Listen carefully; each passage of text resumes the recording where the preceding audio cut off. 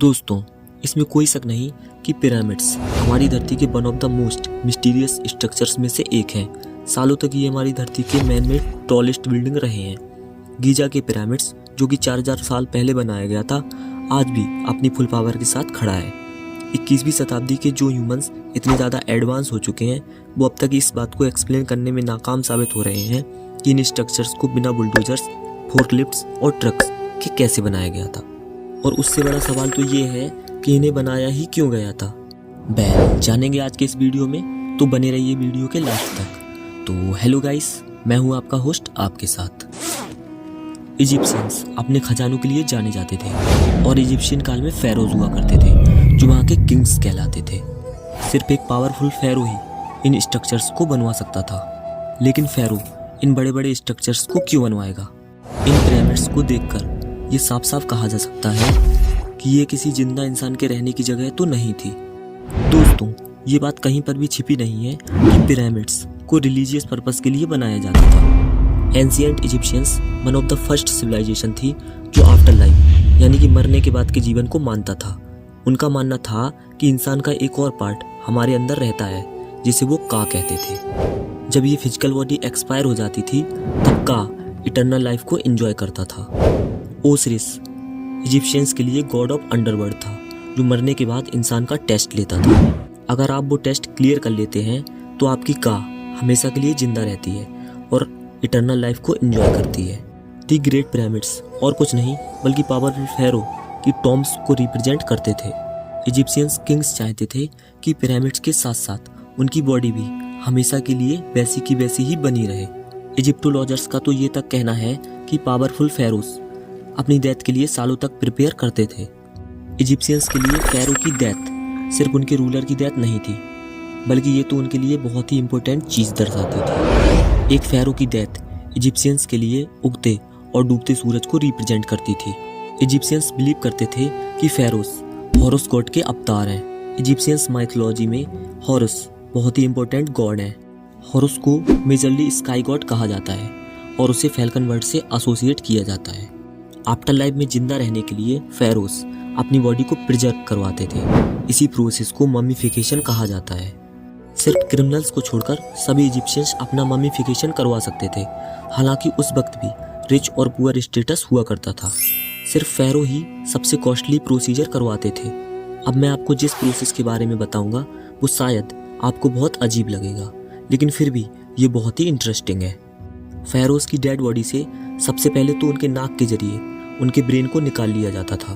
फिर उनके पेट को खोलकर हर चीज़ अंदर से बाहर निकाली जाती थी। एक बार पेट को पूरी तरह से अच्छे से साफ करने के बाद उसमें बहुत सारी चीज़ें जैसे कि मसाले भर के उसे फिर से सील किया जाता था।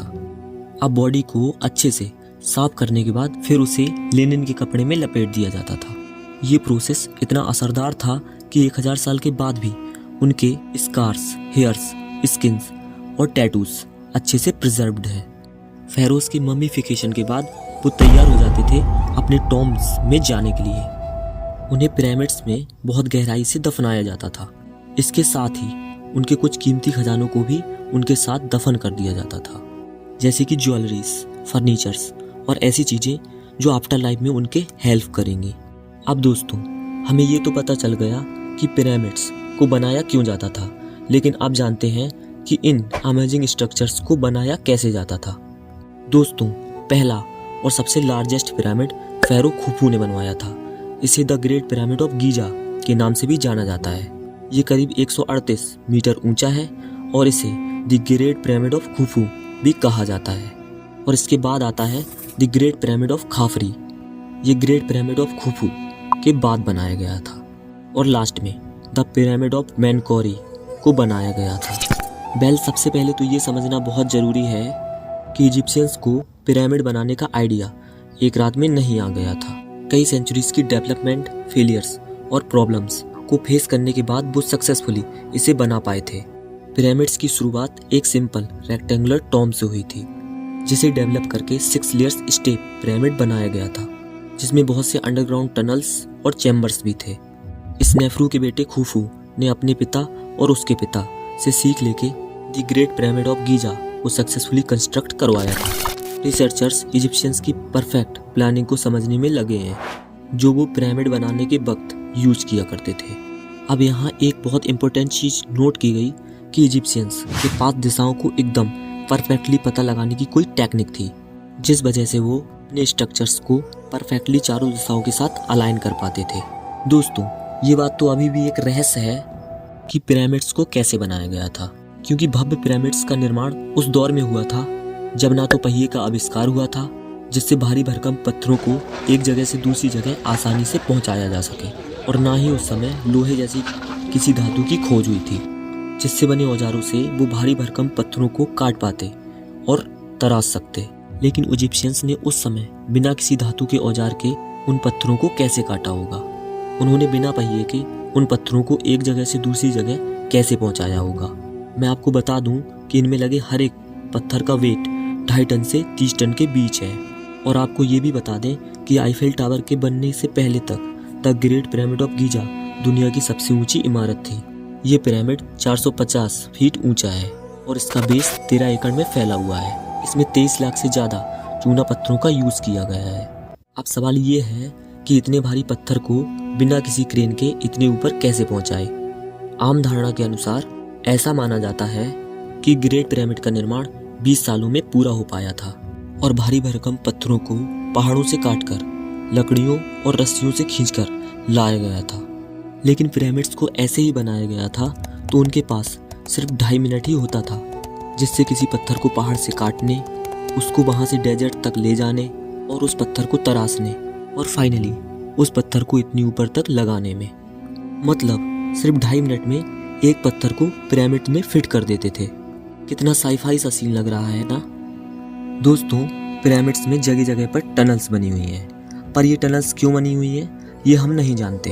और ग्रेट पिरामिड में अभी तक केवल 3 चैम्बर्स को ही खोजा गया है। इसमें सबसे पहला है बेस चैम्बर, बीच वाला है क्वींस चैम्बर और सबसे ऊपर वाला है किंग्स चैम्बर। इसके उत्तरी और दक्षिणी दीवारों पर 2 टनल्स हैं, जिसमें दक्षिणी दीवार की टनल ओरायन बेल्ट की तरफ अलाइन है।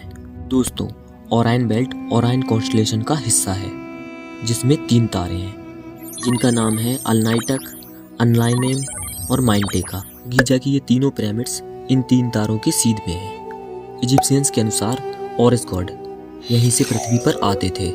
खैर जो भी हो, पर दोस्तों यहाँ पर कुछ लोग कहते हैं कि ये पिरामिड्स मिस्र के प्राचीन राजाओं के मकबरे हैं।